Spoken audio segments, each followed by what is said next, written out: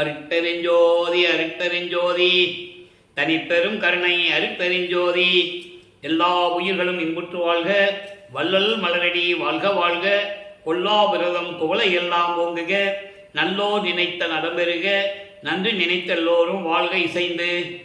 உலக மக்களே, அறிவார்ந்த அன்பர்களே, ஆண்மநேய ஒருமைப்பாடுடைய அன்பர்களே, அருட்பெருஞ்சோதி ஆண்டவருடைய திருவிளையாடல்களை பார்த்து கொண்டிருக்கிறோம். அருட்பெருஞ்சோதி ஆண்டவருடைய திருவிளையாடலை நமது பிள்ளை பெருமான் அருளிய திருவெட்பாவிலிருந்து ஒவ்வொரு திருமுறையிலிருந்தும் ஒவ்வொரு பதிகத்தில் இருக்கிற பாடல்களுடைய விளக்கங்களின் மூலமாக நாம் பார்த்து கொண்டிருக்கிறோம். அருட்பெருஞ்சோதி ஆண்டவர் இந்த பிரபஞ்சத்திலே எவ்வளவோ திருவிளையாடல்கள் செய்திருந்தாலும் கூட கலியுகத்தினுடைய கடைசி திருவிளையாடல் மிகவும் முக்கியத்துவம் வாய்ந்தது. காரணம், ஒவ்வொரு யுகத்திலும் தோன்றிய மார்க்கங்கள், சமயங்கள், மதங்களும் அந்தந்த யுகங்கள் முடிவடைந்த உடனே இந்த மார்க்கங்களும் சமயங்களும் முடிவடைந்துவிடும். அப்படிப்பட்ட ஒரு காலகட்டங்களில், இந்த 4 யுகங்களிலுமே முடிந்த காலகட்டங்களில், அதன் பிறகு சதுர்யுகத்திலே வாழ்ந்து கொண்டிருக்கிறோம். இதை பிள்ளை பெருமானவர்கள் ஒளி யுகம் என்று கூறுவார். இந்த சதுர்யுகத்திலே வாழ்ந்து கொண்டிருக்கின்ற மக்களுக்காக ஒரு ஆன்மீக மார்க்க வேண்டும் என்பதற்காக அருட்பெருஞ்சோதி ஆண்டவர் சுத்த சன்மார்க்கத்தை உருவாக்கி அதை இந்த உலக மக்களிடமெல்லாம் சொல்ல வேண்டும். உலக மக்களை எல்லாம் சுத்த சன்மார்க்கத்தில் சேர்க்க வேண்டும். எல்லா மக்களும் ஒற்றுமையோடு முரண்பாடுகள் இல்லாமல் வாழ வேண்டும், இன்புற்று வாழ வேண்டும் என்பதற்காகவே தனது அருளால் பெற்றெடுத்த ஒரு ஆண்மகனை செல்வப்பிள்ளை என்று பெயரிட்டு இந்த பூலோகத்திற்கு ஒரு தாயின் வழியாக வருவிக்க செய்தார் அருட்பெருஞ்சோதி ஆண்டவர். இந்த நிலைகளை நாம் பார்த்து கொண்டிருக்கிறோம். இதுவரையிலும் 335 பதிவுகளை பதிவு செய்திருக்கிறோம். அதாவது எபிசோடு. இன்று 336வது பதிவு. இறைவனுடைய திருவிளையாடல் எப்படியெல்லாம் நடந்தது என்பதை நாம் பார்த்து கொண்டிருக்கிறோம். அப்படி தனது மகனை ஒரு தாயின் கருவறையிலே இருக்க செய்து சிதம்பரம் அருகிலே மருதூர் என்ற கிராமத்திலே வாழ்ந்து கொண்டிருந்த ராமையா பிள்ளை சின்னையம்மையார் அவருடைய இல்லற வாழ்க்கையில் ஒரு அந்த தாயின் கருவறையிலே 10 மாதங்கள் இருக்க செய்து எப்படியெல்லாம் அந்த கருவறையிலே தனது மகனுக்கு திருவிளையாடல் செய்தார் என்பதை நாம் ஏற்கனவே விளக்கமாக பார்த்துவிட்டோம். தாயின் கருவறை இருட்டாகி இருக்கிறதே என்று தனது மகன் அருட்பெருஞ்சோதி ஆண்டவரிடம், அதாவது தந்தையிடம் கூறும்போது தன் மகனுக்கு வழிகாட்டியதையும், அதன் பிறகு பசி என்று கூறும்போது கருவறையிலே தனது மகனுக்கு அருளமுதம் ஊட்டியதையும், காற்றே வரவில்லை, உடம்பு புழுக்கமாக இருக்கிறது என்று தன் மகன் கூறும்போது அமுதக்காற்று, தென்றல் காற்று வீசியதையும் எல்லாமே விளக்கமாக நாம் பார்த்து விட்டோம். அதன் பிறகு 10 மாதங்கள் கழித்து, அதாவது அருட்பெருஞ்சோதியுடைய திருவிளையாடல் 1/1/1823 ஆண்டு தொடங்குகிறது. 30/1/1874 ஆண்டுகள் வரை 51 ஆண்டுகள் திருவிளையாடல் நடக்கிறது. இந்த 51 ஆண்டுகளையும் 8 ஆண்டுகளாக பிரித்து தனது மகனுக்கு எப்படியெல்லாம் அருளை கொடுத்து கொண்டிருக்கிறார் என்ற உண்மைகளை தான் நாம் திருவெட்பாவிலே பார்த்து கொண்டிருக்கிறோம். அந்த வகையிலே தனது மகன் தாயின் கருவையிலே 10 மாதங்கள் இருந்துவிட்டு 5/10/1823 ஆண்டு மருதூரிலே சிதம்பரம் அருகிலே இருக்கின்ற மருதூர் கிராமத்தில் ராமையா பிள்ளை சின்னையம்மையார்களுடைய தம்பதிகளினுடைய இல்லற வாழ்க்கையில் 5வது மகனாக வருவிக்க உற்றார். இங்கே மகன் என்று சொல்லுவது உலகியல் இருக்கின்ற உறவு. நல்லா நீங்கள் புரிஞ்சுக்கணும், உலகியல் இருக்கின்ற உறவு. அதன் பிறகு அவர்களுக்கு ஏற்கனவே பிறந்த குழந்தைகள் 4 பேர் உண்டு, 2 ஆண் 2 பெண். அவர்கள் பிறந்தவர்கள் நமது பிள்ளை பெருமான் அவர்கள் வருவிக்க உற்றவருக்கு பிறப்பு இறப்பு இல்லை. அவர் இறைவனுடைய மகன் என்று நீங்கள் புரிந்து கொள்ள வேண்டும். இறைவனுக்காக ஒரு காரியங்கள், ஏதாவது ஒரு காரண காரியங்கள் இந்த பூலோகத்திலே நடக்க வேண்டும் என்றால் இறைவன் இப்படி திருவிளையாடல்கள் செய்வது உண்டு. புராணங்களிலே எவ்வளவோ திருவிளையாடல்களை நீங்கள் கேட்டிருப்பீர்கள். அதே போலதான் திருவெட்பாவிலே அருட்பெருஞ்சோதியுடைய திருவிளையாடல் எப்படி நடந்திருக்கிறது என்பதை நாம் பார்த்து கொண்டிருக்கிறோம். அந்த வகையிலே 5/10/1823 ஆண்டு நமது குழந்தை இறைவன் பிள்ளை பெருமான் அவர்கள் இந்த பூலோகத்திற்கு, இந்த மண்ணுலகை தொடும்போது தேவர்களும் முனிவர்களும் ரிஷிகளும் பிரம்மன் திருமால் உள்ளிட்ட பதத்தலைவர்களெல்லாம் அவரை வாழ்த்து வரவேற்கிறார்கள். அருள்கடலே என்று சொல்லி வாழ்த்து வரவேற்கிறார்கள் என்பதை பாடல்களின் மூலமாக நாம் ஏற்கனவே பார்த்துவிட்டோம். அதன் பிறகு பின்னலூரிலே, அதாவது மருதூர் பக்கத்தில் பின்னலூர்னு ஒரு கிராமம் இருக்குது. அந்த கிராமத்திலே ராமலிங்கேஸ்வரர் கோயில் இருக்குது. அந்த கோயிலில் வச்சு தான் சமயங்களும் மதங்களிலும் சொல்லப்பட்ட சம்பிரதாயங்களின்படி இவருக்கு அதாவது ராமலிங்கம் என்ற பெயர் வைக்கிறார்கள். ராமலிங்கம் என்ற பெயர் வைத்து சடங்குகள் சம்பிரதாயங்கள்லாம் செய்கிறாங்க. முட்டை போட்டு காது குத்தி கடுக்காம் போடுறது எல்லா வேலையும் அந்த கோயிலில் தான் நடக்குது. அதன் பிறகு ஒரு 5 மாத காலமாக இருக்கும்போது நமது குழந்தை இறைவனை சிதம்பரம் அருகில் இருக்கின்ற சிதம்பரத்திலே இருக்கின்ற கோயிலுக்கு ஒரு திருவிழா நடக்குது. அங்கே கூட்டு போகிறாங்க, பிள்ளைகள் எல்லாம் போகிறாங்க, ஊரே போகுது. ஒரு கிராமத்திலிருந்து நகரத்தில் திருவிழா நடந்ததுன்னா கிராம மக்கள் மாட்டு வண்டி கட்டிட்டு போவாங்க, நடைப்பயணமாக போவாங்க. அந்த மாதிரி அவங்க கொண்டு போகிறாங்க. அங்கே தனது மகனுக்கு எப்படி சிவரகசியத்தை காட்டினார் என்பதையும் தெளிவாக பார்த்து விட்டோம். தில்லை தளத்திலேயே திரை தூக்க தரிசித்த போது வெய்வகை மேற்காட்டாதே எந்தனக்கே வெளியாய் காட்டிய மெய்புறவா மெய்ப்பொருளே என்று கூறுவார். வெய்வகை மேற்காட்டாதே என்பது எந்த விதமான உருவம் இல்லாமல், அதாவது நீங்கள் படங்களில் பார்த்துருப்பீங்க, சிவபெருமான் எப்படி இருப்பார், இவர் திருமால் எப்படி இருப்பார்கள் நம்ம படங்களில் பார்த்துருக்கோம். முருகன், பிள்ளையார், இப்படி பதத்தலைவர்கள், தத்துவத்தினுடைய தலைவர்கள்லாம் எப்படி இருப்பாங்க அப்படிங்கிறத நம்ம பார்த்துருக்கோம். அதே போல் தனது மகனுக்கு காட்டாமல் ஆடைகள், அதாவது ஆபரணங்கள் அணிந்து, பட்டாடை அணிந்து, கையில் ஆயுதங்களுடன் இந்த விதமான உருவம் இல்லாமல் தன் மகனுக்கு வெளியாய் காட்டுகிறார். அதான் அருட்பெருஞ்சோதியுடைய சுயரூபம். அதை பார்த்து மகன் மகிழ்வதை பார்த்து ஆனந்தம் அடைகிறார் அருட்பெருஞ்சோதி ஆண்டவர் என்பதை நாம் ஏற்கனவே விளக்கமாக பார்த்து விட்டோம். அதன் பிறகு ராமையா பிள்ளை அவர்கள் காலமான உடனே 5 குழந்தைகளையும் அழைத்து கொண்டு சின்னக்காவனம் என்ற இடத்திலே ஒரு கிராமத்திற்கு செல்லுகிறார்கள். அதுதான் அந்த அம்மா பிறந்த ஊர், சின்னம்மையார் பிறந்த ஊர். அங்கே சில காரணங்களால் இருக்க முடியவில்லை, சென்னையிலே வந்து குடியேறுகிறார்கள். இந்த விளக்கங்களை எல்லாம் ஏற்கனவே தெளிவாக பார்த்து விட்டோம். அதன் பிறகு பிள்ளை பெருமான் அவர்களை பள்ளியிலே கொண்டு போய் சேர்ப்பது, அங்கே படிக்க முடியாதுன்னு சொல்லிட்டு வர்றது, இதெல்லாம் இறைவனுடைய திருவிளையாடல் என்பதை நீங்கள் மனதில் வைத்துக் கொள்ள வேண்டும். தனது மகன் உலகியல் படிப்பை எந்த ஆசிரியரையும் படிக்கக்கூடாது, தனது மகன் யாரையும் குருவாக ஏற்றுக்கொள்ளக்கூடாது என்ற நிலையில் அருட்பெருஞ்சோதி ஆண்டவருடைய திருவிளையாடல் நடக்குது. இப்படியே ஒரு 8 ஆண்டுகள் முடிஞ்சிருச்சு. முதல் 8 முடிஞ்சு போச்சு. 51 ஆண்டுகளை 8 பிரித்தா 6 8 48.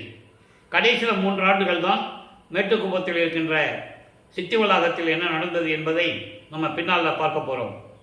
இப்போ அந்த முதல் 8 முடிஞ்ச உடனே 2வது 8 தொடங்குகிறது.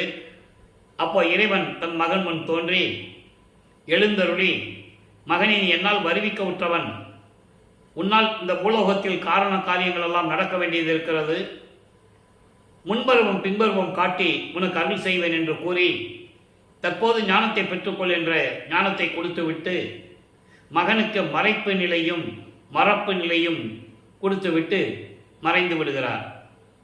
நமது குழந்தை இறைவன் ஞானத்தை பெற்றுக்கொள்ளுகிறார். அதன் பிறகு சிவபெருமானை பற்றி முறையீடு செய்கிறார். சைவ சமயத்தின் தலைவனாகிய சிவபெருமான் தான் இறைவன் என்று ஏற்றுக்கொண்டு சைவ சமயத்தின் அடையாளமாகிய திருநீரை பூசிக்கொண்டு உத்தராட்சமாலை போட்டுக்கொண்டு அவர் சிவபெருமானை வழிபடுகிறார். வழிபட்டுதான் ஆக வேண்டும், அது காலத்தின் கட்டாயம். அப்போ அவருக்கு சுத்த சன்மார்க்கம் தெரியாது, அருட்பெருஞ்சோதி ஆண்டவர் இறைவன் யார் என்று அவருக்கு தெரியாது. இந்த நிலையில் சைவ நிலையில் இருந்து கொண்டு சிவபெருமானிடம் முறையீடு செய்கிறார். 1ஆம் திருமுறை உருவாகிறது. 1ஆம் திருமுறை 8 பதியங்கள், 712 பாடல்கள். 6வது பதியத்திலிருந்து இறைவனுடைய திருவிளையாடலை நாம் பார்த்து கொண்டிருக்கிறோம். இறைவனுடைய திருவிளையாடலை பார்த்து கொண்டிருக்கும் போது சிவபெருமானிடம் எப்படி முறையீடு செய்கிறார் என்ற நிலையை தான் 232 பாடல்களுக்கு என்ற விளக்கங்களை முழுமையாக பார்த்து விட்டோம். தந்தையிடம் முறையீடு செய்தும் எந்தவிதமான அருளும் கிடைக்கவில்லை என்பதனால் அம்மையிடம், அதாவது தாயிடம் முறையீடு செய்கிறார். வடிவடை மாணிக்க மாலை உருவாகிறது. மொத்தம் 100 பாடல்கள், அதனுடைய விளக்கத்தையும் முழுமையாக பார்த்து விட்டோம். அதன் பிறகு இறைவனுடைய நிலையை பற்றி சிவனேச வெண்பாவிலே எப்படி முறையீடு செய்கிறார் என்பதை பார்த்து கொண்டிருக்கிறோம். சிவனேச வெண்பாவும் 100 பாடல்களை கொண்டது. இப்போ இதுவரையில் 19 பாடலுடைய விளக்கங்களை, 18 பாடலுடைய விளக்கங்களை பார்த்திருக்கிறோம். என்று 19வது பாடல். நல்லா கவனிங்க.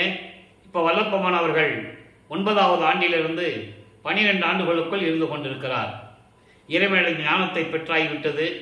இறைவனுடைய மகன் என்று தெரியும்.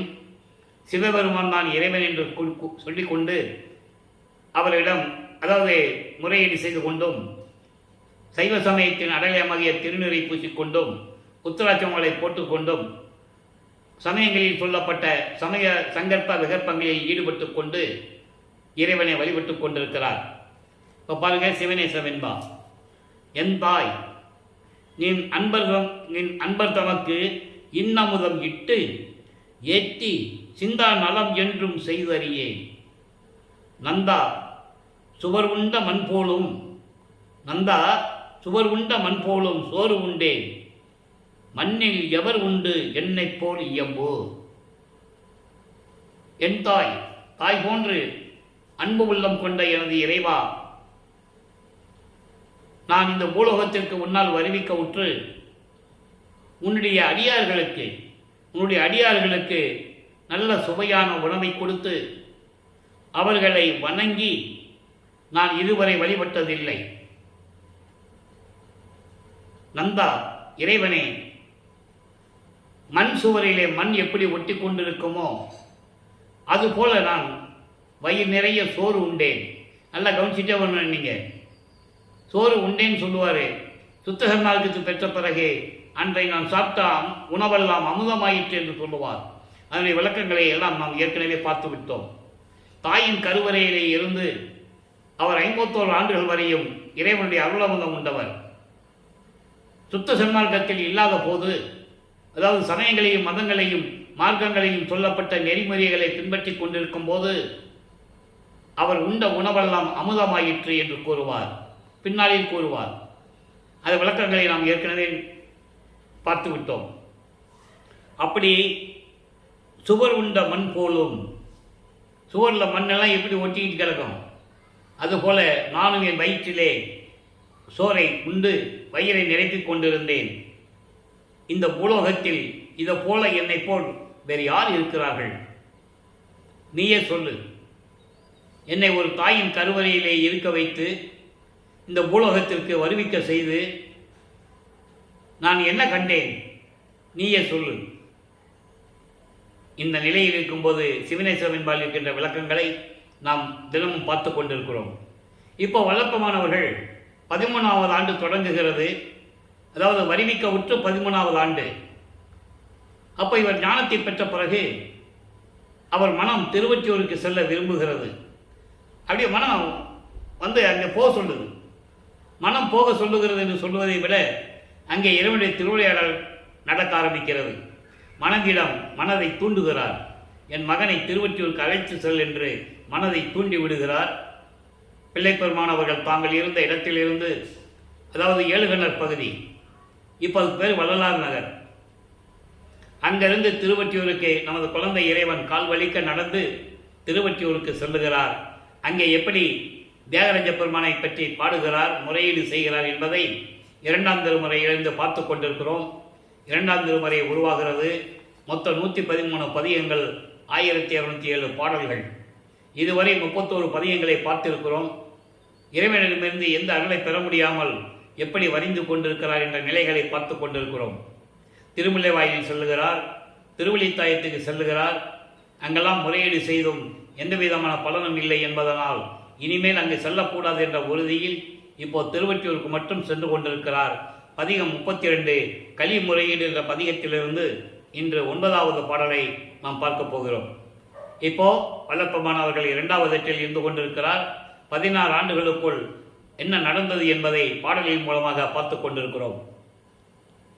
அல்லலம் அல்லலம் கடலிடை ஆழ்ந்த நாயினேன் சொல்லலம் கடல் விடை தோன்றன் நீ அருள் மல்லலம் கடலிடை மகிழ்ந்து மூழ்கினால். எவ்வளவு எதுகை முனையோட பிள்ளைப்பெருமானவர்கள் இந்த பாடலை நமக்கு அருளியிருக்கிறார் என்பதை நீ கவனிக்க வேண்டும். மல்லலம் கடலிடை மகிழ்ந்து மூழ்கினால் கல்லலம் கடல் மனம் கனிதல் மெய்மையே. 13வது ஆண்டில் இறைவனுடைய அருளை பெற்ற பிறகு இந்த பாடல்களை பாடக்கூடிய அருள் ஆற்றலை பெற்றுக்கொள்கிறார். அது இயற்கையாகவே இறைவன் ஞானத்தை கொடுத்ததனால் இயற்கையாகவே அவருக்கு கிடைத்துள்ளது. புராணங்களிலும் காவியங்களிலும் எவ்வளவோ சொன்னார்கள். இத்தனாவது ஆண்டில் இறைவன் அருளை பெற்றுக்கொண்டு இப்படியெல்லாம் பாடினார் என்றெல்லாம் சொன்னார்கள். ஆனால் வல்லற்பெருமானுடைய நிலையை, இறைவனுடைய அருளை பெற்றுக்கொண்டு இந்த நிலையில் இருந்து கொண்டிருக்கிறார் என்பதை வல்லற்பெருமானவர்கள் அறிவிக்க உற்று 203 ஆண்டுகளிலும் யாரும் இதை மக்களிடம் சொல்லவில்லை என்பதுதான் வேதனையான விஷயம். எப்படி சொல்றார் பாருங்க. அதாவது, துன்பம் என்னும் கடலில் மூழ்கி கொண்டிருக்கிறேன். இறைவா, என் தந்தையே, உன்னால் இந்த பூலோகத்திற்கு வருவிக்க உற்று துன்பம் என்னும் கடலில் நான் மூழ்கி கொண்டிருக்கிறேன். சொல்ல முடியாத நிலையில் சொல்ல முடியாத நிலையில் இருந்து கொண்டிருக்கிறேன். அடங்காத காலை மீது வீறு கொண்டு வருகின்ற, காலை மீது வாகனம் கொண்டிருக்கின்ற இறைவனே, சொல்ல முடியாத அளவுக்கு துன்பங்களை அனுபவித்துக் கொண்டிருக்கிறேன். இந்த உலகியலிலே உன்னால் வருவிக்க விட்டு சொல்ல முடியாத அளவில் துன்பத்தை அனுபவித்துக் கொண்டிருக்கிறேன். காளையை வாகனமாக கொண்டு, காளை மீது ஏறிக்கொண்டு வீறு கொண்டு வருகின்ற இறைவனே, அருள் கிடைத்தால், உன்னுடைய அருள் கிடைத்தால் மகிழ்ச்சி என்னும் கடலில் மூழ்கி, உன்னுடைய அருள் எனக்கு கிடைத்தால் மகிழ்ச்சி என்னும் கடலில் மூழ்கி, மலை போன்ற இறுகிய கல் போன்ற எனது மனம் இருக்கிறதே, அது உருகுவது உண்மையே. அப்போ என் மனம் உருக வேண்டும். அதாவது உருக வேண்டும் என்றால் இரக்கம் அடைய வேண்டும். உன்னுடைய தயவும் கருணையும் கிடைத்தால்தான் இந்த நிலை எனக்கு ஏற்படும் என்று சொல்லி இந்த பாடலை நாம் கருதியிருக்கிறார்கள். பாடலுடைய மைய கருத்து என்னவென்றால், இறைவா, இந்த பூலோகத்திற்கு என்னை வருவிக்க செய்துவிட்டு நான் துன்பம் என்னும் கடலில் சொல்ல முடியாத துயரங்களை அனுபவித்துக் கொண்டிருக்கிறேன். இந்த நிலை மாற வேண்டும் அல்லவா? உன் அருள் கிடைத்து விட்டால் பேரின்பம் என்ற நிலையில் இருந்து கொண்டு ஆனந்த கடலில் மூழ்கி ஆனந்தமாக இருப்பேனே. எனவே விரைவில் வந்து எனக்கு அருள வேண்டும் என்று சொல்லி இந்த பாடலிலும் கருதியிருக்கிறார்கள். ஆக வல்லப்பெருமானவர்கள் 16 ஆண்டுகளுக்குள் இருக்கும்போது இந்த நிலை தொடர்ந்து கொண்டிருக்கிறது. தினமும் திருவொற்றியூர் சென்று கொண்டிருக்கிறார். ஆண்டுகள் உருண்டோடுகிறது. இப்போ 17ஆவது ஆண்டிலிருந்து, அதாவது 3வது எட்டில் அடியெடுத்து வைக்கும்போது 3ஆம் திருமுறை உருவாகிறது. மொத்தம் 19 பதிகங்கள், 235 பாடல்கள்.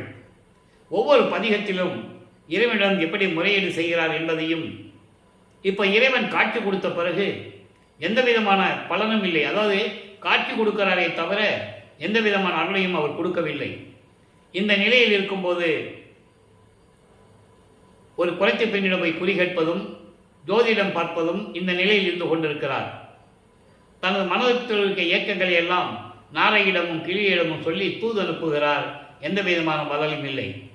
இறுதியாக 19வது பதிகத்தில் இவரை பார்த்து சிவபெருமான் எப்படி ஓடுகிறார், தெருவழியாக ஓடுகிறார் என்பதையும், இவரும் பின்னாலே ஓடி ஓட்டத்தை பிடிக்க முடியவில்லை என்பதையும் நாம் தெளிவாக பார்த்து விட்டோம். காட்சி கொடுக்கிறது. இப்போ நேரம் மகன்கிட்ட வர்றது, பேசுறதில்லை. இவர் கண்மூடி மெய்மறந்த நிலையில் இருப்பார். அப்போ தலையை கோதி விடுறது, கன்னத்தை கிள்ளுறது, உடம்பை தடவி விடுறது, இந்த நிலையில தொடர்ந்து இருக்கும். ஆனால் பேசுவதில்லை. இந்த நிலையில் இருக்கும்போது கண்ணை திறந்து பார்க்குறாரு. சிவபெருமான் தெருவழியாக ஓடுகிறார். இவர் பின்னாலே ஓடுறாரு. ஓட்டத்தை பிடிக்க முடியவில்லை என்று சொல்லுகிறார். அந்த நிலையில் அங்கே இருக்கிறவங்க கேட்பாங்கல்ல, கேட்குறாங்க, என்ன ராமலிங்கம் ஓடிக்கிட்டு இருக்க அப்படின்னு கேட்குறாங்க. இந்த மாதிரி சிவபெருமான தெருவழியாக ஓடினாரு, நானும் ஓடினேன், ஓட்டத்தை பிடிக்க முடியவில்லைன்னு சொல்கிறாரு. அப்போ அவங்க ஏளனம், அதாவது கிண்டல் பண்ணுவாங்கல்ல இந்த கலியுகத்தில். அப்போ இந்த நிகழ்வு நடக்கும்போது சரியாக 1847ஆம் ஆண்டு திருவொற்றியூரில் நடக்குது. அப்போ அங்கே இருக்கிற கேட்பாங்கல்ல, இதெல்லாம் கலியுகத்தில் நடக்கிறதாப்பா? அப்போ கலியுகம் நடந்துகிட்டு இருக்கு.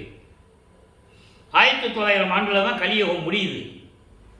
அப்போ அந்த நிலையில் இருக்கும்போது அவங்க எப்படி கிண்டல் பண்ணாங்க, கேலி செஞ்சாங்க, ஏளனமாக பேசினாங்க, இவர் எப்படி பதில் சொன்னார் என்றதையும் அந்த பாடலுடைய பதிவுகளிலே தெளிவாக பார்த்து விட்டோம். நீங்கள் என்ன தான் சொல்லுங்கள், அவருக்கு இறைவனுக்கு சாப்பாடு இல்லாமல் பிச்சை எடுக்கிறான்னு சொல்கிறீங்க, இருக்க இடம் இல்லாமல் மயான கரையில் படுத்துருக்கிறான்னு சொல்கிறீங்க, எரிஞ்ச மண்டை ஓடுகளை மாலையாக போட்டுட்டு இருக்கீங்கன்னு சொல்கிறீங்க. நீங்கள் என்ன வேணாலும் சொல்லுங்கள், நான் இறைவன் மீது கொண்டுள்ள காதலை, காதலை என்னால் மறக்க முடியாது, கனவுல கூட மறக்க முடியாது என்றெல்லாம் சொல்லுவார். அந்த நிலைகளை எல்லாம் பார்த்து விட்டோம். இப்போ 3வது எட்டும் முடிந்து 25வது ஆண்டு தொடக்கத்தில் 4வது எட்டு தொடங்குகிறது. 25வது ஆண்டிலிருந்து 32 ஆண்டுகளுக்குள் என்ன நடந்தது என்பதை 4ஆம் திருமுறையிலிருந்து நாம் தெளிவாக பார்த்து விட்டோம். 4ஆம் திருமுறையிலே 8 பதியங்களும் 197 பாடல்களுடைய விளக்கங்களையும் தெளிவாக பார்த்தோம். அன்பு மாலை, அருட்பிரகாச மாலை, பிரசாத மாலை, ஆனந்த மாலை, பத்தி மாலை, சௌந்தரிய மாலை, அபராத மன்னிப்பு மாலை, அதிசய மாலை என்ற பாடல்களிலே இருக்கின்ற பாடல்களை முழுமையாக பார்த்து விட்டோம். இப்போ நமது பிள்ளைப்பெருமான் அவர்களுக்கு அருட்பெருஞ்சோதி ஆண்டவர் தான் இறைவன் என்ற நிலை தெரியும். இதுவரையிலும் இறைவன் நம்மிடம் திருவிளையாடல் செய்து இருந்திருக்கிறார் என்று அவர் உணர்ந்து கொள்ளுகிறார். இப்போ சுத்த சன்மார்க்கம் இருக்குது தெரியும். அப்போ இறைவனும் இவரும் அடிக்கடி சந்தித்து பேசிக் கொண்டிருக்கிறார்கள். அவர் ஒரு சாமியார் இடத்துல வருவார், திருவிட்டுள்ள வச்சு பேசிக்கிறது, அந்த கோயிலில் வச்சு பேசிக்கிட்டு இருக்கிறது. அப்போ பொதுமக்கள்லாம் பார்க்குறாங்க, என்ன ராமலிங்கம் தினமும் ஒரு சாமியார்கிட்ட பேசிகிட்டு இருக்காருன்ற நிலை, அந்த செய்தி எல்லாம் பரவுகிறது. அந்த நிலையில் இவருக்கு 27வது ஆண்டு நடக்கும்போது கல்யாணம் பண்ணணும்னு சொல்கிறாங்க. இவனுக்கு ஒரு கால் கட்டு போட்டாலும் சரியாக வரும்னு சொல்கிறாங்க.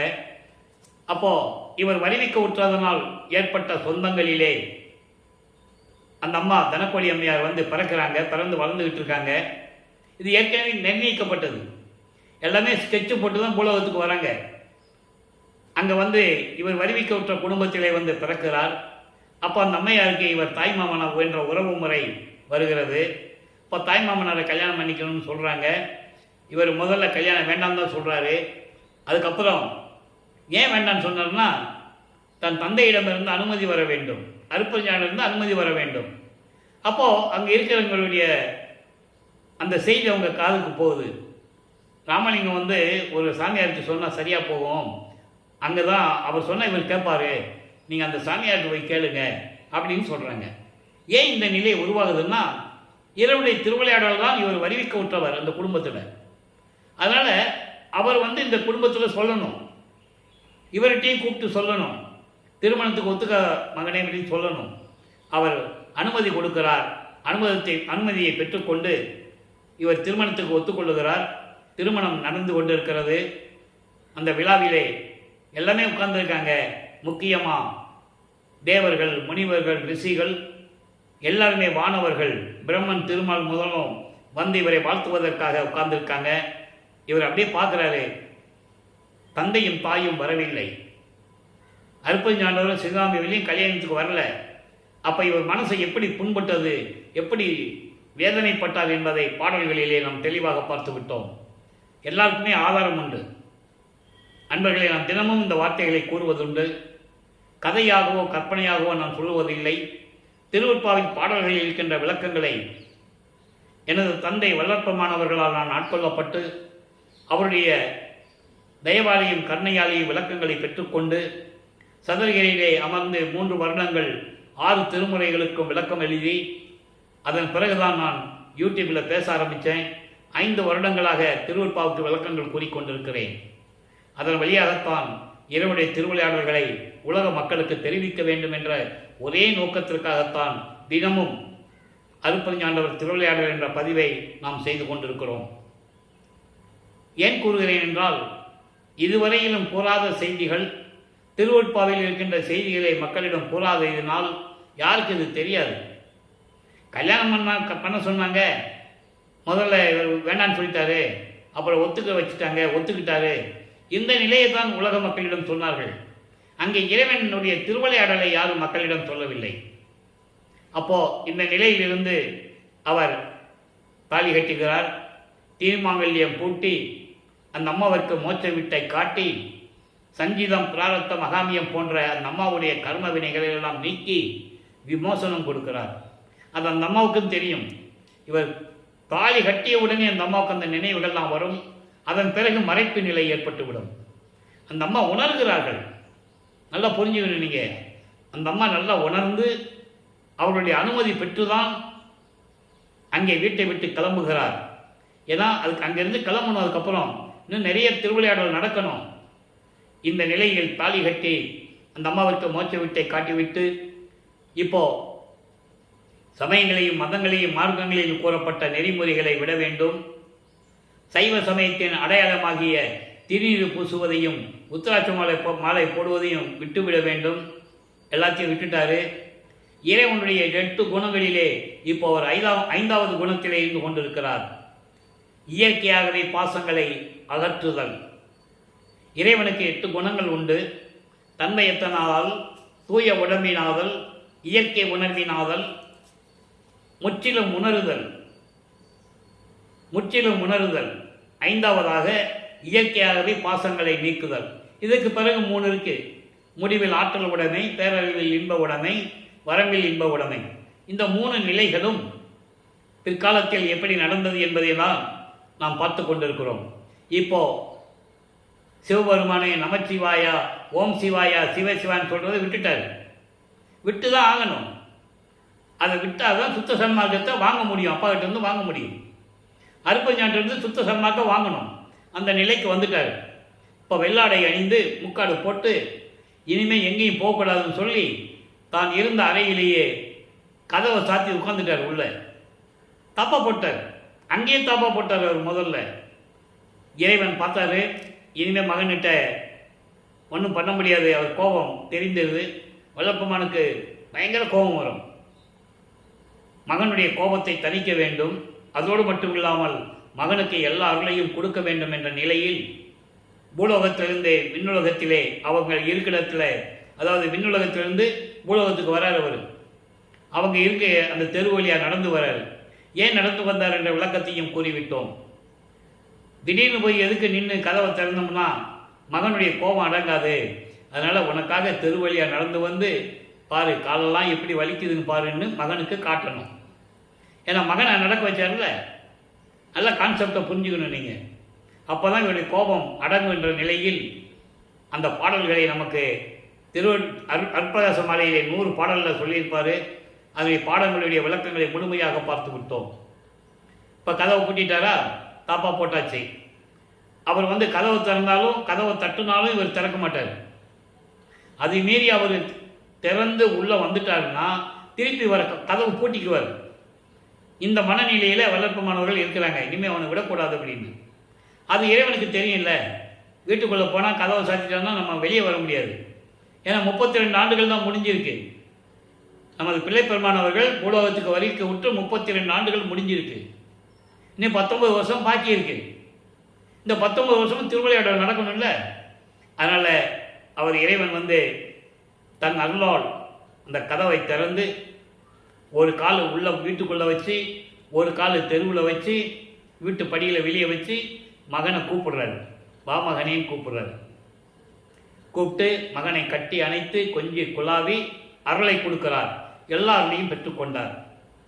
ஏமசித்தி தத்துவங்களை எப்படி ஜெயிக்கிறது, தத்துவ வெற்றிகள் எப்படி நடந்தது, பிண்ட துரிசைகளாகிய காமம், குரோதம், லோபம், மோகம், மதம், ஆச்சரியம் எப்படி நீக்கப்பட்டது, அந்தங்களை எப்படி கடந்தார், அதை இன்னைக்கு நம்ம பார்க்க போகிறோம். அந்தங்களை எப்படி கடந்தார் என்பதை, தன் தந்தை எப்படி அருளினார் என்பதை இன்று நாம் பார்க்க போகிறோம். இந்த நிலைகளெல்லாம் ஆன பிறகு எல்லா அருளையும் பெற்றுக்கொண்டு மகனுக்கு கொடுத்துட்டு அவர் விண்ணுலகம் போயிட்டார். இப்போ வல்லப்பமான் அவர்கள் 5வது எட்டில் இருந்து கொண்டிருக்கிறார். 33வது ஆண்டிலிருந்து 40 ஆண்டுகளுக்குள் என்ன நடந்தது என்பதை நாம் ஏற்கனவே எல்லா பாடல்களையும் விளக்கமாக பார்த்து விட்டோம். இப்போ தத்துவங்களை கடந்து அதை ஒரு பாடலிலே கூறுவார். தத்துவங்களை தனித்தனியாக கடந்தேன் என்று கூறுவார். அதனால் தத்துவங்களை தனித்தனியாக கடப்பது 36 தத்துவங்கள். இந்த 36 தத்துவங்களுடைய உட்கருவிகள், உட்பகுதிகள், உட்பிரிவுகள் ஒரு 60, மொத்தம் 96. அதுதான் அகவலில் சொல்லுவார் 96 அங்கலம் என்று சொல்லுவார். அப்போ இந்த 36 தத்துவங்கள் என்ன தத்துவங்கள்? ஏற்கனவே நம்ம விளக்கமாக சொல்லியிருக்கோம். இன்னைக்கு ஒரு முறை சொன்னால் மக்களுடைய மனதில் பதியும்.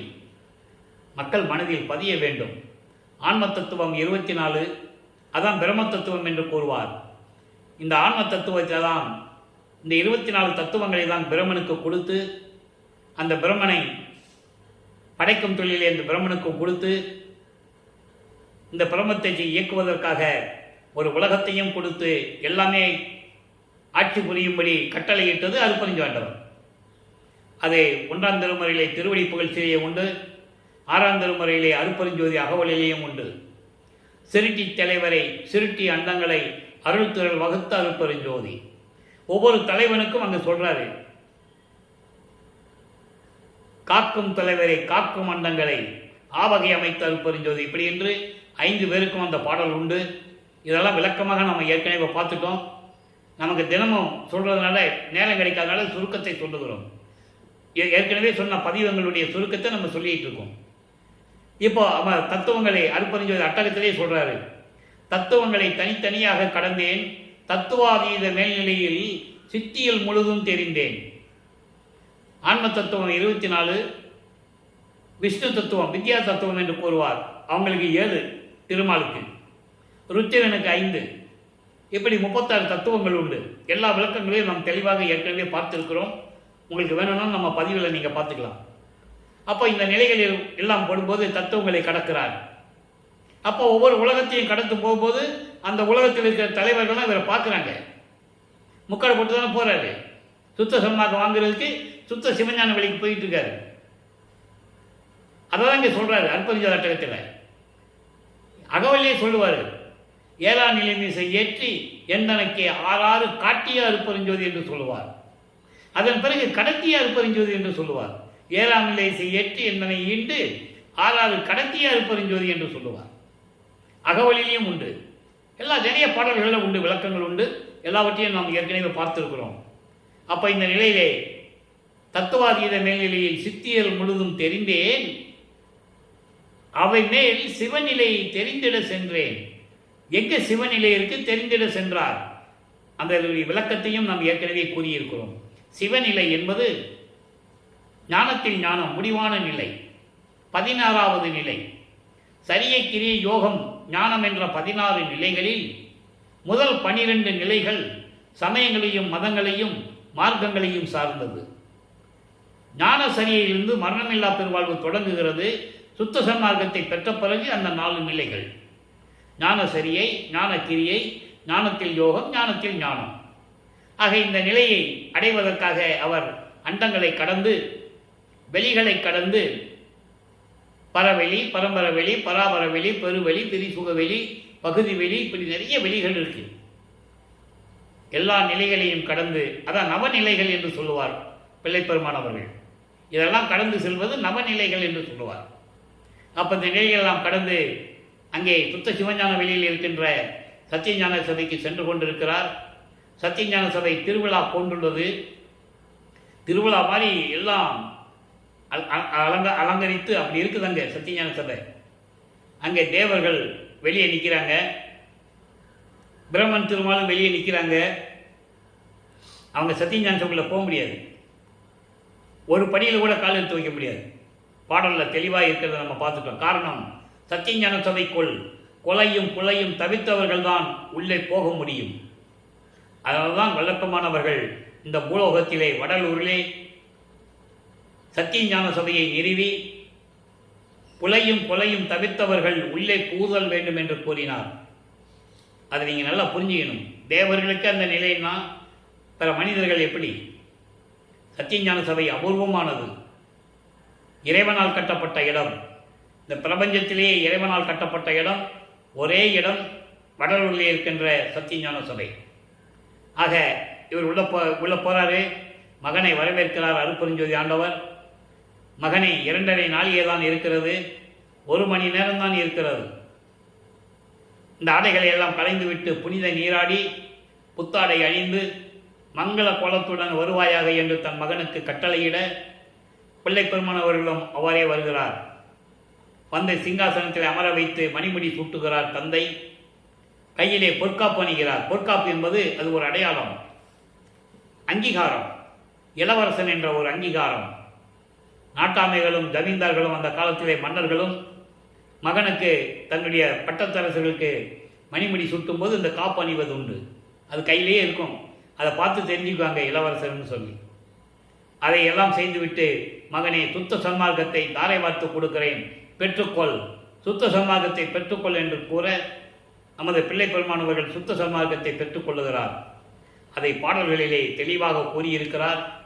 பெரிய சிவ அனுபவத்தால் சுத்த சன்மார்க்கம் பெற்றேன், இரவாமை உற்றேன் கான் தோழி என்று அனுபவ மாலையிலே கூறியதை நாம் தெளிவாக பார்த்து விட்டோம். அனுபவ மாலை மொத்தம் 100 பாடல்கள். அந்த 100 பாடல்களின் விளக்கங்களையும் நாம் முழுமையாக பார்த்து விட்டோம்.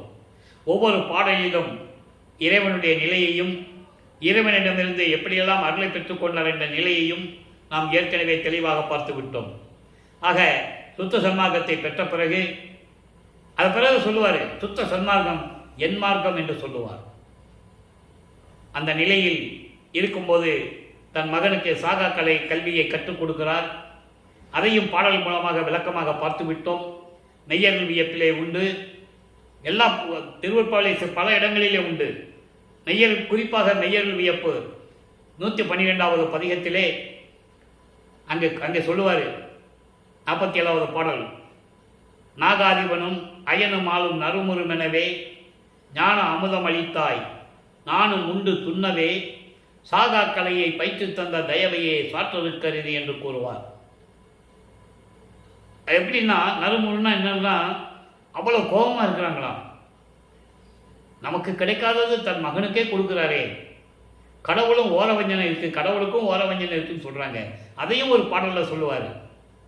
அடியனாக்கி பிள்ளையாக்கி நேயனாக்கியே, அடிகளாக்கி கொண்டாய் அவலம் நீக்கியே, படியுள்ளோரும் மானுள்ளோரும் இதை நோக்கியே, பதியும் ஓரவாரான் என்பார் பரிவு தேக்கியே. விண்ணுலகத்திலையும் மண்ணுலகத்திலையும் பூலோகத்தில் இருக்கிறவங்களாம் இதை பார்த்து சொல்கிறாங்களாம், இறைவனுக்கும் ஓரவஞ்சன் இருக்குதுப்பா, எல்லாம் மகனுக்கே கொடுக்குறாரு அப்படின்னு சொல்கிறாங்க. அதையும் பாடல்களிலே நாம் பார்த்து விட்டோம். ஆக சாகா கல்வியை கற்றுக்கொண்டு சுத்த சன்மார்க்கத்தை பெற்றுக்கொண்டு பிள்ளைப்பெருமானவர்கள் பூலோகத்திற்கு திரும்புகிறார். நேராக சிதம்பரத்திலே காட்சி கொடுக்கிறார். அங்கே தான் எழுந்தருளுகிறார் நேராக. ஏன்னா அங்கேருந்து ஒரு காரியம் நடக்கணும், கருமொழிக்கு வரணும் இல்லை, அங்கே ஒரு காரியம் திருவிளையாடல், இறைவனுடைய திருவிளையாடல் நடக்கணும். அங்கே கருமொழியினுடைய அந்த வீட்டுக்காரர் வெங்கட்ட ரெட்டியாரும் பரசுராமனும் பேசிகிட்டு இருக்காங்க. அந்த நேரத்தில் திடீர்னு போய் அங்கே நிற்கும்போது அவங்க ஆச்சரியப்பட்டு விளக்கங்களை சொல்லுகிறார் பரசுராமன். பரசுராமன் என்பவர் இவர் வருவிக்கவுற்ற குடும்பத்திலே பிறந்தவர். அவர் பிறந்தவர் நமது பிள்ளைப்பெருமானவர்கள் வருவிக்கவுற்றவர். அப்போ இந்த நிலையிலே இவன் எனது தம்பி, உறவு முறை சொல்லணும்ல, எனது தம்பி கல்யாணம் பண்ணோம், ஆன்மீகத்தில் ஈடுபட்டு இல்லற வாழ்க்கையில் வேண்டான்னு சொல்லிட்டு வந்துட்டாப்புல, நீங்கள் கொண்டு போய் அங்கே உங்கள் வீட்டில் வச்சுக்காங்கன்னு சொல்ல, அவரும் அதை ஏற்றுக்கொண்டு நமது பிள்ளைப்பெருமானவர்களை கருங்குழியிலே தங்க வைக்கிறார்கள். நமது பிள்ளைப்பெருமானவர்கள் 9 ஆண்டுகள் கருங்குழியிலே உறைவிடமாக கொண்டிருக்கிறார்கள். இப்போ 6வது 8 6/8/48க்குள்ள என்னெல்லாம் நடந்தது என்பதை இப்போ நம்ம லைவில் பார்த்துக்கிட்டு இருக்கோம். கருங்குழியிலே இருக்கும்போது தந்தையும் மகனும் அருப்பஞ்சாண்டவரும் பிள்ளைப்பெருமானவர்களும் எப்படி உரையாடினார்கள், அதனுடைய விளக்கங்களை எல்லாம் நாம் ஏற்கனவே பார்த்து விட்டோம். அங்கே இருக்கும்போது தான் ஜீவகானிய ஒழுக்கம் உருவாகிறது. அப்போ அந்த ஜீவகானிய ஒழுக்கத்தை உலக மக்களிடம் சொல்ல வேண்டும் என்றால் பசியை போக்குவதற்காக ஒரு தர்மசாலை வேண்டும். ஏனென்றால் ஜீவகானியத்தை ஒழுக்கத்தில் பரஜீவகானியம் பசியும் கொலையும், பசி பிணி தாகம் இச்சை எளிமை பயம் கொலை, ஜீவகானிய ஒழுக்கத்தை சொல்ல வேண்டும். ஜீவகானிய ஒழுக்கத்தை கடவுளின் வழிபாடு என்று சொல்ல வேண்டும். ஜீவகானிய ஒழுக்கத்தை மோட்ச வீட்டின் திறவுகோல் என்று சொல்ல வேண்டும். திறவுகோல் என்பது சுத்த சன்மார்க்கம். ஜீவகாரண்யமே சுத்த சன்மார்க்கத்தில் இருந்து கொண்டு செய்ய வேண்டும். அதை வலியுறுத்தி கூறியிருக்கிறார்கள். இந்த நிலைகளெல்லாம் உலக மக்களுக்கு சொல்ல வேண்டும் என்றால் ஒரு தர்மசாலை வேண்டும். அந்த தர்மசாலையை ஏற்படுத்த வேண்டும் என்றால் அதுக்கான இடம் வேண்டும். அப்போ ஏற்கனவே நிர்ணயிக்கப்பட்டபடி இந்த இடத்துல தான் தர்மசாலை கட்டணும்னு ஏற்கனவே முடிவு பண்ணியாச்சு. ஏற்கனவே ஸ்கெட்சு போட்டது தானே. அப்போ அது ஊர் மக்களிடம் பேசுகிறார். மனம் மகிழ்ந்து தருகிறார்கள். அதை ஏற்றுக்கொண்டு கருங்குழியை விட்டு விடைபெற்று தான் இருந்த இடத்திற்கு தண்ணீரால் விலக்கரித்த இல்லம் என்ற ஒரு பெயரை ஏற்படுத்திவிட்டு, அது எப்படி அந்த திருவிளையாடல் நடந்தது என்பதை நாம் ஏற்கனவே விளக்கமாக பேசிவிட்டோம்.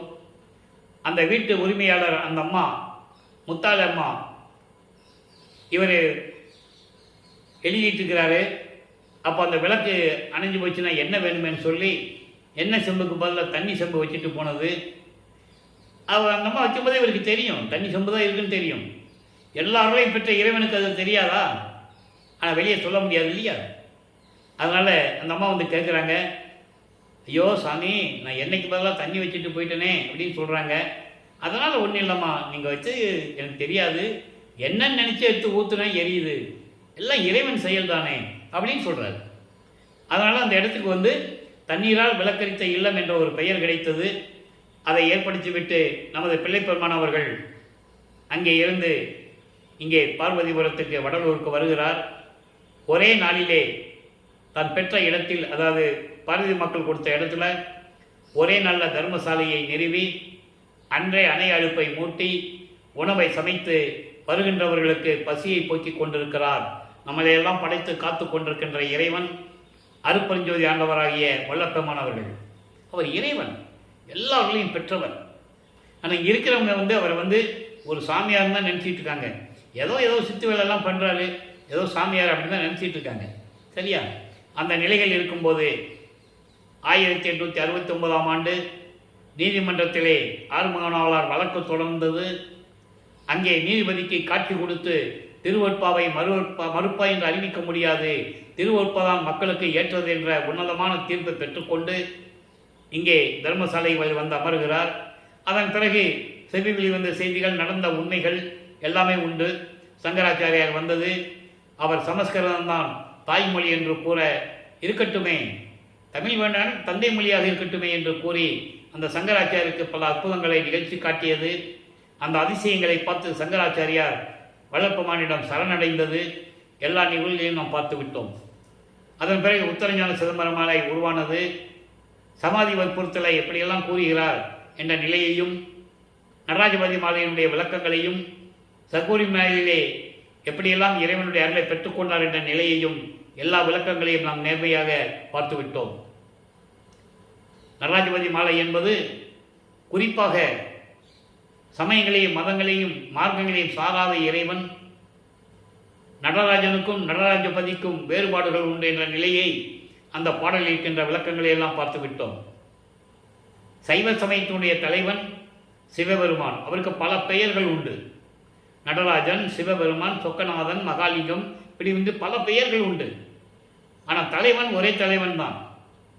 ஆனால் அருப்பெருஞ்சோதி ஆண்டவர் சுத்த சன்மார்க்கத்தின் தலைவன். சுத்த சன்மார்க்கம் சமயங்களையும் மதங்களையும் மார்க்கங்களையும் சாராதது. சுத்த சன்மார்க்கத்தின் நெறிகள் மிகவும் அற்புதமாக இருக்கும். இறைவன் ஒருவன் என்ற நிலையை, அவர் ஜோதி வடிவில் இருக்கின்ற நிலையையும், அருப்பெருஞ்சோதி ஆண்டவர் தான் இயற்கை உண்மையின் விளக்க கடவுள் என்பதையும் தெளிவாக சுத்த சன்மார்க்க நெறிகளில் கூறப்பட்டதை நாம் ஏற்கனவே விரிவாக பார்த்து விட்டோம். அதுக்கான ஒரு தனியாக ஒரு பதிகமே நான் போட்டிருக்கேன். சமய சன்மார்க்கத்திற்கும் சுத்த சன்மார்க்கத்திற்கும் உடைய வேறுபாடுகள் என்ன? ஏனென்றால் சமயங்களுடைய சங்கற்ப விகற்பங்கள் இன்னும் நிலவி கொண்டிருக்கிறது. சைவ சமயத்தின் சங்கற்ப விகற்பங்கள் என்னவென்றால், திருநீர் பூசிக் கொள்வது, உத்தராட்சி மாலை போட்டுக் கொள்வது, தாடி வைத்துக் கொள்வது, காவி உடை அணிந்து கொள்வது, இப்படி பல நெறிமுறைகள் அங்கே உண்டு. ஆனால் சுத்த சன்மார்க்கத்தில் அது இல்லை. ஏனென்றால் இதெல்லாம் இந்து சமயத்தின் மதங்களின் மார்க்கங்களின் ஒரு அடையாளம், சங்கற்ப விகற்பங்கள் என்று கூறுவார். சமயங்களில் இருந்தால் அது செய்து கொள்ளலாம், தவறு இல்லை. ஏன்னால் அது அவங்களுடைய சுதந்திரம், தெளிவாக சொல்லுகிறார். ஆனால் சுத்த சன்மார்க்கத்தில் வரும்போது இப்படிதான் இருக்க வேண்டும் என்ற நிலையையும் அறிவுறுத்துகிறார். சுத்த சன்மார்க்கம் என்பது எந்த விதமான சங்கற்ப விகற்பங்கள் இல்லாதது. சமயங்களும் மதங்களும் மார்க்கங்களும் முக்கிய தடைகள் என்று சொல்லுகிறார். விண்ணப்பத்திலே படிச்சிருக்கிறோம், பாடல்களிலேயும் கூறியிருக்கிறார்.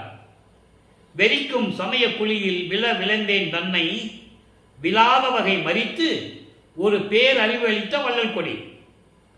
சுத்த சன்மார்க்க கொடி ஏற்றும்போது இந்த பாடல்களை நமக்கு அருளி இருக்கிறார்கள். அந்த விளக்கங்களை நம்ம பின்னால் பார்க்க போகிறோம். சமயக்குழி என்றார், பாதாள சாக்கடைன்னு சொல்றார் சில பாடல்களில். உடைந்த சமயக்குழி நின்று எழுந்து உணர்வின் அழியா ஒரு நெறியாம் சன்மார்க்க திருநெறி பெற்று வந்தேன். அப்போ சமயங்களை ஏன் இப்படி சாடுகிறார் என்பதை நீங்கள் உணர்ந்து கொள்ள வேண்டும். எதற்காக என்றால் மக்களுக்கு வேறுபடுத்தி காட்ட வேண்டும். காரணம், இந்த பிரபஞ்சம் தோன்றிய காலத்திலிருந்தே அதிலே இருந்து ஊறி ஊறி பழக்கப்பட்டவர்கள். திடீரென்று மக்களை மாற்ற முடியாது என்ற காரணத்தினால்தான் அதை வெளிப்படையாகவே கூறுகிறார். ஞானசரியிலே சொல்லுவார், பொறித்த மதம் சமயம் எல்லாம் பொய் பொய்யே, அவற்றின் புகுதாதீர் சிவம் ஒன்றே பொருள் என கண்டறினேன் என்று சொல்லுவார். ஞானசரி விளக்கத்தை நம்ம பின்னால் பார்க்க போகிறோம். சித்தி விழா போகும்போது அங்கே நம்ம பார்ப்போம். அப்போ இந்த நிலையில் இருக்கும்போது பொறித்த மதம் சமயம் என்பது இந்த பிரபஞ்சத்தில் உருவாக்கப்பட்ட சமயங்களும் மார்க்கங்களும் மதங்களும் எல்லாம் பொய்ன்னு சொல்ற. ஆனால் 32 ஆண்டுகள் வரைக்கும் அந்த நிலையில் இருந்தார். அதுக்கு சுத்த சன்மார்க்கத்தை பெற்ற பிறகு அது தேவையில்லை என்று சொல்கிறார். அதையும் நீங்கள் உணர வேண்டும். அதையே பிடிச்சிட்டு இருக்காங்க. வளர்ப்பமான சிவபெருமானை கும்பிட்டாரு, வளர்ப்பமான திருநூறு பூசிக்கிட்டாரு, அவரும் உத்தராட்ச மாலை போட்டுக்கிட்டு இருந்தாரு அப்படிலாம் சொல்றாங்க. உண்மைதான், பாடல்லே இருக்கே. 4 திருமுறை வைக்காதானே. 5ஆம் திருமுறை முருகனை பற்றி பாடியது, தத்துவங்களுடைய தலைவர்களை பற்றி பாடியது. 6ஆம் திருமுறை சுத்த சன்மார்க்கம். அப்ப இங்க வரும்போது அதெல்லாம் இல்லை, இருக்கக்கூடாதுன்னு சொல்றாரு. அதை புரிஞ்சுக்கணும். அதை வச்சுட்டு விவாதம் பண்ணக்கூடாது. அவர் அப்படிதான் இருந்தாரு, அதெல்லாம் ஒன்றும் தப்பு இல்லை, திருநூறு பூசிக்கலாம். அது அந்த நிலைகள் இருக்கும்போது அவர் இருந்தாருன்னு சொல்றாரு. திருநூறு பூசணும், சிவபெருமான் சொல்லணும், நமச்சிவாயன்னு சொல்லணும், சிவசிவான்னு சொல்லணும் சொன்னார். உண்மைதான். அதெல்லாம் இந்த விளக்கத்தை தான் நம்ம தினமும் பார்த்துக்கிட்டு இருக்கோம். சுத்த சன்மார்க்கத்தை வந்த பிறகு அதை மாற்றணும் இல்லை. அந்த நிலைக்காகத்தான் 6ஆம் திருமுறையை உருவாக்கி நமக்கு அருளி இருக்கிறார்கள். ஏனென்றால் அகவல்ல படிக்கிறோம், ஆனால் உணர முடியல அவங்களால. சாதி மதமும் சமயமும் பொய் என்ன, ஆதியில் குணத்தை அருப்பெருஞ்சோதி. அதே மாதிரி சித்தி வளாகத்திலையும் வடநூலையும் சரி, அங்கே மேட்டுக்குப்பத்திலையும் அந்த கருமொழியிலையும் சரி, மருதுலையும் சரி, அருப்பெருஞ்சோதி அருப்பெருஞ்சோதி தனிப்பெருங்கருணை அருப்பெருஞ்சோதின்னு தான் எழுதியிருக்கும். சிவபெருமான அருப்பஞ்சாண்டல் ஒன்றுன்னு சொன்னா, நடராஜன் அருப்பஞ்சாண்டல் ஒன்றுன்னு சொன்னா, சிவசிவான் தானே எழுதியிருக்கணும். சிவனுடைய கோயில்கள் நமச்சிவாயா சிவசிவான்னு எழுதியிருக்கோம் இல்லையா? ஆனால் இங்க ஏன் அப்படி எழுதினாரு? அப்போ வேறுபடுத்தி காட்டுகிறார். அதை நீங்க உணர்ந்துக்கணும். அங்க அபிஷேகம் உண்டு, ஆராதனை உண்டு, அர்ச்சனை உண்டு, எல்லாம் உண்டு. இங்க அது இல்லை, இருக்கக்கூடாது. அதனால்தான் சுத்த சன்மார்க்க நிலையை, அந்த நெறிகளை மக்களுக்கு சொல்ல வேண்டும் என்பதற்காகத்தான் 6ஆம் திருமுறையை அருளி நம்ம அந்த விளக்கத்தை பார்த்து கொண்டிருக்கிறோம். அப்பதான் மக்களுக்கு தெரியும். எந்த கோயிலையும் நீ மாம்ச சப்து வராத அப்படின்னு சொல்ல மாட்டாங்க. ஆனால் சுத்த சன்மார்க்கத்தில் சொல்லணும். அதனால்தான் புலையும் கொலையும் தவித்தவர்கள் உள்ளே புகுதல் வேண்டும். அதான் சுத்த சன்மார்க்கம். அங்கே 41வது பதியத்தில் சொல்லுவார், கண்டேன் கழித்தேன் ஒரு பதியத்தில் சொல்லுவார், கொல்லாமை விரதந்தன்மை கொண்டார் தம்மை தல்லானை, கொலையும் புலையும் தல்லாரை தழுவானை. அப்ப இறைவனுடைய அருளை எப்படி பெற முடியும்? நான் எந்த உயிரையும் கொல்ல மாட்டேன் சபதம் எடுக்கின்றவன், விரதம் எடுக்கின்றவனை இறைவன் அணைத்துக் கொள்ளுவான், தள்ள மாட்டான். அதே நேரத்தில் கொலையும் புலையும் விடாதவர்களை இறைவன் சேரமாட்டான். இதுதான் சுத்த சன்மார்க்கம். அங்க சொல்லுவாரு, நெஞ்சறிவுத்தில் சொல்லுவாரு, கொல்லாம் விரதந்தன்னை கொண்ட கொல்லாதை காணி. அதாவது நான் எந்த உயிரையும் கொல்ல மாட்டேன் அப்படின்னு விரதம் எடுக்காதவனை நீ பார்த்தீங்கன்னா ஒரு புல்லுக்கு சமமா நினைச்சவனை விட்டு விலகி போன்னு சொல்லுவார். கொல்லாமை விரதந்தன்னை கொல்லாரை காணில் ஒரு புல் என எண்ணி புறம்பொழிக தெளிவா சொல்லுவார். ஏன் இதை சொன்னாரு? நம்ம புரிஞ்சுக்கணும், நினைக்கணும். ஏன் வல்லப்பெருமான் இவ்வளவு தயமும் கருணையும் உள்ள இறைவன் ஏன் இப்படி சொன்னாருன்னு நம்ம சிந்திக்கணும். அப்பதான் மக்களுக்கு விளங்கும். சுத்த சன்மார்க்கம் என்னன்னா மக்களுக்கு தெரியணும்ல. அதனாலதான் ஆக இந்த நிலையில் இருந்து கொண்டு இங்கே தர்மசாலையில் இருக்கும்போது உத்தரஞான சிதம்பரம் மலையில் சொல்றாரு, அவங்க அப்பா மகன்கிட்ட சொல்றாரா, மகனே நல்லா கவனிச்சுக்கிட்டே இருக்கணும், நீ எல்லாரும் கலந்தவங்க வருவாங்க, அதாவது புற இனத்தார் வருவாங்க, ஒத்தாரும் வருவார்கள், துக்க சன்மார்க்கத்தை சேர்ந்தவங்க வருவாங்க. யாருன்னு பார்த்து தான் நீ அருளை கொடுக்கணும்னு சொல்லுவார். ஒத்தாரையும் இழிந்தாரையும் நேர்கண்டு உவக்க ஒத்தாரை வாழ்விப்பது உத்தர ஞான சிதம்பரமே. ஒத்தாரை என்பது சுத்த சன்மார்க்கத்தை மேற்கொண்டு சுத்த சன்மார்க்க நெறிகளை பின்பற்றுவர்களுக்கு தான் இறைவனுடைய அருள் கிடைக்கும் என்பதை தெளிவாக கூறியிருக்கிறார் என்பதை நான் சுட்டிக்காட்ட விரும்புகிறேன். ஆக இந்த நிலையில் இருக்கும்போது இப்போ இறைவனிடம் தன் தந்தையிடம் என்ன சொல்றாரு, அதாவது சமயங்களையும் மதங்களையும் மார்க்கங்களையும் சார்ந்த போது இப்படியெல்லாம் என்னை இருக்க வச்சியே, அந்த நிலையை உலக மக்களுக்கு சொல்ல வேண்டும். எதற்காக என்றால் வேறுபடுத்தி காட்ட வேண்டும். நான் அப்படி அங்கே சமயங்களிலும் மதங்கள் இருக்கும்போது நான் அப்படியெல்லாம் இருந்தேன், சுத்த சன்மார்க்கத்தை பெற்ற பிறகு நான் இந்த நிலையில் இருக்கிறேன் என்று உலக மக்களுக்கு சொல்லணும். அதுதான் 6ஆம் திருமுறையிலே பதிகம் 7ல் பிறப்பு அவம் பொறாது பேதுறுதல். அப்படின்னா இந்த பிறப்பை பற்றி ஏன் என்ன இந்த மாதிரிலாம் ஒரு தாயின் கருவில் இருக்க வச்சு இப்படியெல்லாம் கொண்டு வந்து இந்த உலகத்தில் ஏன் இப்படியெல்லாம் என்னை பண்ண, நான் ஏன் பிறந்தேன் சொல்லு, உலக மக்களுக்கு தெரியப்படுத்தணும். சுத்த சன்மார்க்கத்துடைய நிலையை சொல்லணும். இது சமயங்களையும் மதங்களையும் சாராத மார்க்கம்னு உலக மக்களுக்கு சொல்லணும். சொன்னாலும் நம்புவாங்க. ஏன்னா பேருபதேசம் பண்ணும்போது கொடியேற்றும் போது சொல்றாங்கல்ல, என்ன சாமி முதல்ல நீங்கள் இப்படியெல்லாம் இருந்துட்டு இப்போ அதெல்லாம் இல்லை, அதெல்லாம் ஒன்றும் வேண்டாம்னு சொன்னால் எப்படி இது அர்த்தம் கேட்பாங்கல்ல, கேட்குறாங்க. அதுக்கு ஒரே வார்த்தையில் சொன்னார், எனக்கு அற்ப அறிவாக இருந்தது. அப்போ அற்ப அறிவுன்னா என்ன, எனக்கு அறிவே இல்லை, கொஞ்சமோடு அறிவு இருந்தது, அதனால அது எனக்கு தெரியலன்னு சொல்கிறாரு. ஆனால் அவங்களுக்கு அப்படி சொன்னால் தான் புரியும். எனக்கு மறைப்பு நிலை இருந்தது, மறப்பு நிலை இருந்தது அப்படின்னு சொன்னால் அவங்களுக்கு புரியாது. அதனால பாடலில் சொல்றாரு, என் மறைப்பையும் மறப்பும் நீக்கி எனக்கு அருளிய அருப்பெருஞ்சோதின்னு சொல்லுவார். அப்போ அந்த நிலையில் இருக்கும்போது இந்த பதிகத்தில் என்ன சொல்றாருன்னு பார்ப்போம். நல்லா கவனிங்க. சமயங்களையும் மதங்களையும் மார்க்கங்களையும் சார்ந்து இந்த பூலோகத்திற்கு வருவிக்க உற்று 32 ஆண்டுகள் வரைக்கும் அவருடைய நிலையை இந்த பாடலிலே கூறுகிறார் தந்தையிடம். இறை அளவும் அறிவு ஒழுக்கத்து இச்சையிலே, இறை அளவும் அறிவு ஒழுக்கத்து இச்சையிலே. இது 6ஆம் திருமுறை. ஏண்டா சாமி எனக்கு இப்படியெல்லாம் கொண்டு வந்த, நான் ஏன் இந்த பூலோகத்தில் வந்து பிறந்தேன், ஏன் அதை செஞ்சேன் அப்படின்னு கேட்கிறார். இறை அளவும் அறிவு ஒழுக்கத்து இச்சையிலே. கொஞ்சம் கூட இறை அளவு என்பது எள்ளு அளவு கூட, கொஞ்சம் கூட எனக்கு அறிவு ஒழுக்கமே இல்லை. அந்த நிலையில் இருந்தேன். நரகில் இருந்து உழன்று வாடுகின்றார் எல்லோருக்கும் இழிந்தேன். நரகில் என்பது உலக வாழ்க்கையில் இருந்து கொண்டு உலக வாழ்க்கையிலே துன்பங்களையும் துயரங்களையும் அனுபவித்துக் கொண்டிருக்கின்ற வாடுகின்ற எல்லோருக்கும் கீழ்நிலையில் நான் இருக்கிறேன். ஏன்னா நான் இறைவனுடைய மகன் தெரிஞ்சும் வெளியே சொல்ல முடியாம உள்ளம் வெதும்பி இவ்வளவு துயரத்தில் இருக்கின்றேன். கடவுள் மகன் சொன்ன யார் நம்புவா இல்லையா? அந்த நிலையில் நான் இருந்து கொண்டிருக்கிறேன்.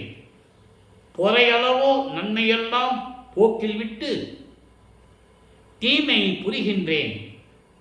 பொறை அளவோ என்பது இந்த சகிப்புத்தன்மை இல்லாம எந்த நன்மை காரியங்களையும் செய்யாம போக்கில் விட்டு போன போக்கில் நான் தீமைகளையே செய்து கொண்டிருக்கின்றேன். எரிகின்ற புது நெருப்பில் கொடியே. அதனை எரிகின்ற புது நெருப்பு கவனிக்கணும். எரிகின்ற புது நெருப்பு போல என் உள்ளம் எரிந்து கொண்டிருக்கிறது. அதாவது தீ வைக்கிறோம், எரியுது, மடமடன் எரியுது, கொழுந்து விட்டு எரியுது, அப்புறம் தீ அணைஞ்சிரும், கங்கு தான் இருக்கும், புகை வரும், கங்கு வரும். அந்த மாதிரி இல்லாமல் எப்பயுமே தீ பிளம்போடு எரிந்து கொண்டிருக்கின்ற அந்த நெருப்பு போல நான் எரிந்து கொண்டிருக்கிறேன். உள்ளம் விரும்பி கொண்டிருக்கிறேன். நிறையளவோ முறையளவோ நிலை அளவும் தவிர்ந்த நெடும்சால நெஞ்சகத்தேன். அதாவது திருப்தி இல்லாம, ஒரு நேர்மை இல்லாம, எந்த முறையும் இல்லாம, பழக்க வழக்கங்கள் இல்லாம, எந்த நிலையிலும் அளவு இல்லாம நான் இருந்து கொண்டிருக்கிறேன். நெடுஞ்சால நெஞ்சகத்தேன். நெடுஞ்சால நிகழ்த்தேன் என்பது நெடுஞ்சாலைன்னு சொல்றோம்ல, அந்த அளவுக்கு என் மனம் இருக்கிறது. சகிப்புத்தன்மை இல்லை, ஒரு அது நீதி இல்லை, நேர்மை இல்லை. இந்த மாதிரி நிலையில் நான் இருந்து கொண்டிருந்தேன். நீல விடம் போல்வேன். நீல விடம் என்பது கொடிய விஷம். கொடிய விஷம் போல என் மனதில் வைத்துக்கொண்டு நான் உலாவிக் கொண்டிருந்தேன். அது ஏன் சொல்றாருன்னா, இவ்வளவு இதையும் ஏன் சொல்றாருன்னா, உன்னாலே வருவிக்க விட்டு ஒரு தாயின் கருவறையிலே எப்படி கஷ்டப்பட்டேன் தெரியுமா? அந்த அந்த நிலைகளை எல்லாம் மகாதேவ மாலையிலே 87வது பாடலில் சொல்லுவார். ரொம்ப அற்புதமாக இருக்கும். ஒரு தாயின் கருவையில் இருக்கும்போது எப்படி திருவிளையாடல் நடந்தது, அங்கே எப்படியெல்லாம் வீசப்பட்டார், இந்த தத்துவங்களும் காம பிண்ட துரிசுகளும் எப்படி அவரை துன்புறுத்தின, அதையெல்லாம் எப்படியெல்லாம் காப்பாற்றினார் என்றெல்லாம் தெளிவாக அதில் சொல்லுவார்.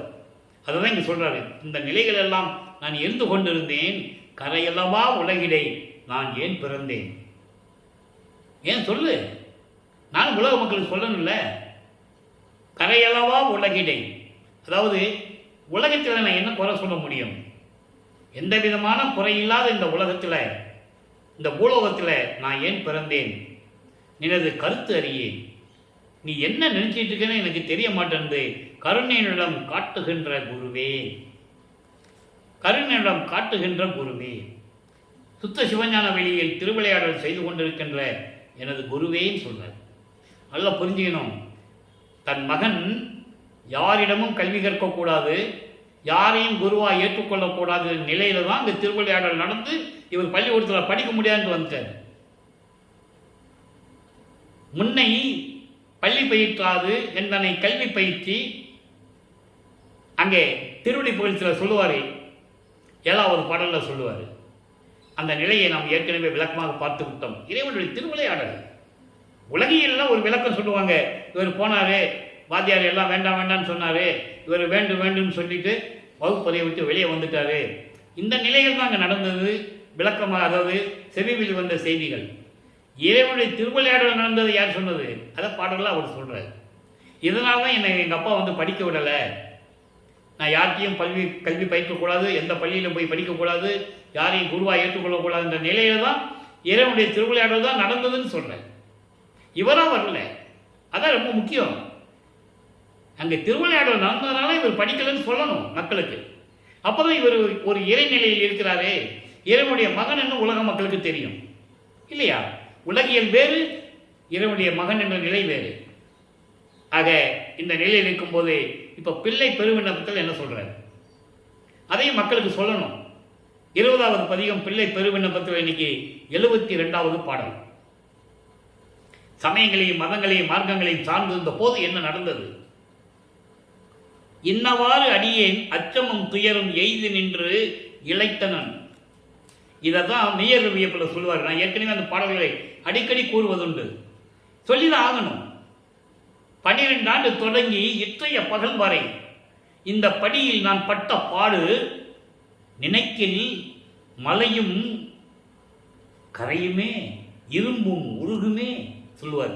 அதான் இங்க சொல்றாரு, பிள்ளை பெருவிண்ணப்பத்தில் சொல்றாரு, இன்னவாறு அடியேன். எப்படின்னு சொல்ல முடியாது, இன்னவாறு என்பது எப்படின்னே சொல்ல முடியாது. அந்த அளவுக்கு இந்த அடியேன் அச்சமும் துயரமும் அடைந்து எய்தின்னு சொல்லுவார். எய்தின்னா அடைந்து, அச்சமும் துயரமும் அடைந்து இந்த பூலோகத்திலே இருந்து கொண்டு வாடி வதங்கினேன். ஐயோ அந்தோ துண்ண ஆணவமும் மாயையும் வினையும் சூழ்ந்து முன் மறைப்பும் சொல்லிட்டனா. அவர் 9வது ஆண்டிலே இறைவன் ஆட்கொள்ளும் போது மறைப்பு நிலையும் மறப்பு நிலையும் கொடுத்துட்டு போறாரு. அதை இங்க சொல்றாரு. அதாவது ஆணவம் கண்மம் மாயை இது மலங்கள். இந்த 3 என்னை தொடர்ந்து துண்ணன்னு சொல்றாரு. துண்ணன்னா தொடர்ந்து. இந்த 3 மலங்களும் என்னை தொடர்ந்து ஆணவம் மாயையும் வினையும், வினையும் என்பது கர்மம், கர்ம வினைகள். இந்த 3 தொடர்ந்து சூழ்ந்திடும் மறைப்பும். இது ஏன் வந்துச்சு, இது எப்படி வந்துச்சுன்ற ஒரு மறைப்பு நிலையும் எனக்கு கொடுத்து இந்த பூலோகத்திலே உன்னைத்தான் உன்னவா, இந்த பூலோகத்தில் இப்படியெல்லாம் எனக்கு நடந்ததில்லை, உன்னைத்தான் உன்னவா, உன்னவான்னா இறைவா, உன்னை நினைப்பதா, உன்னுடைய திருவிளையாடல் என்று நான் நினைப்பதா? சற்றே ஒட்டேம் என்பவால் என் செய்வேன். சிறிதளவு கூட பொருந்த மாட்டேன் என்று சொன்னால் நான் என்ன செய்வேன்? அப்படின்னு என்ன அர்த்தம்னா, இதெல்லாம் கொடுத்து விட்டு, இந்த நிலைகளெல்லாம் மறைப்பு நிலையும் மாயைகளையும் மயக்கங்களெல்லாம் கொடுத்து விட்டு, நான் உன்னையே நினச்சிட்டு இருக்கேன், நீ தான் எனக்கு எல்லாமே நினச்சிட்டு இருக்கேன், நீ இன்னும் என்கிட்ட பொருந்தவில்லை என்றால், நீ என்னோடு கலக்கவில்லை என்றால், ஒட்டேல் என்பவால் நான் கலந்துக்கிட மாட்டேன்னு சொன்னால் நான் என்ன செய்ய முடியும்? எவ்வளோ அற்புதமான பாடல் பாருங்க. நான் என்ன செய்ய முடியும்? எனது மன்னவா, ஞானம் மன்றவா, சத்தியஞான சபையின் தலைவா, எல்லாம் வல்லவா, இது உனக்கு தகுமா என்று கூறுகிறார். இப்போ ஒரே ஒரு விளக்கம், காலம் நேரம் நடந்து கொண்டிருக்கிறது. 119வது பதிகம் ஜோதியில் ஜோதி 3வது பாடல். அந்தங்களை எப்படி கடப்பது? அந்தங்களை கடந்து போறாருல, அதை இங்கே ஒரு சின்ன வரியில சொல்றாரு. ரொம்ப அருமையான பாடல். சொல் வந்த அந்தங்கள் ஆறும் ஒரு சொல்லாலே, ஆம் என்ற சொல்லாலே வீரும் செல்வம் கொடுத்தது பாரீர். உலக மக்களே, அந்தங்கள், உலகில் சொல்லப்பட்ட அந்தங்கள் 6: கலாந்தம், யோகாந்தம், போதாந்தம், நாதாந்தம், வேதாந்தம், சித்தாந்தம். இப்படி 6 அந்தங்களையும் அதனுடைய விளக்கங்களை ஒரு சொல்லாலே எனக்கு விளக்கி கொடுத்து, ஒரே ஒரு சொல் எனக்கு ஆமாம் மகனே என்று சொல்லி விலக்கி கொடுத்து அண்டங்களை கடக்க செய்து, அதன் பிறகு எல்லா செல்வங்களையும் எனக்கு கொடுத்து, செல்வம் என்பது அருள் செல்வம், எல்லா சித்துகளையும் எனக்கு கொடுத்தது உலக மக்களே அருப்பஞ்சோதி ஆண்டவர். அவர் எங்கே இருக்கிறார்? திருச்சிற்றம்பலத்து திருநட ஜோதி. ஒவ்வொரு நிலைகளையும் உலக மக்களுக்கு விலக்கி சொல்லுகிறார். இறைவனுடைய திருவிளையாடல்களையும் இறைவனர் எப்படியெல்லாம் அருளை பெற்றுக் கொண்டார் என்பதையும் நாம் தெளிவாக பார்த்து கொண்டிருக்கிறோம். எனவே அன்பர்களே, இந்த பதிவு உங்களுக்கு விளங்கி இருக்கும் என்று நான் கருதுகிறேன். நீங்களும் சுத்த சன்மார்க்கத்தில் இணைந்து அருப்பெருஞ்சோதி ஆண்டவரை வணங்கி, அருப்பெருஞ்சோதி அருப்பெருஞ்சோதி தனிப்பெருங்கனை அருப்பெருஞ்சோதி என்ற மகாமந்திரத்தை சொல்லி, கொலையும் புலையும் தவிர்த்து சைவ நீரில் இருந்து கொண்டு இறைவனை வணங்கி எல்லா அருளையும் பெற்றுக்கொண்டு இந்த வையகத்திலே நீங்கள் வாழ்வாங்கு வாழ வேண்டும், நோயற்ற வாழ்வில் வாழ வேண்டும் என்று இறைவனுடைய தயவாலையும் கருணையாலையும் வாழ்த்தி இந்த வள்ளலார் ஊழியன் விடைபெறுகிறேன். மீண்டும் நாளை சந்திப்போம். நன்றி, வணக்கம். அருப்பெருஞ்சோதி அருப்பெருஞ்சோதி தனிப்பெரும் கருணை அருப்பெருஞ்சோதி. நாளையும் இறைவனுடைய திருவிளையாடல் தொடங்கும். கண்டு மகிழ்ந்து இறைவன் அருளை பெற்றுக்கொள்ளுங்கள்.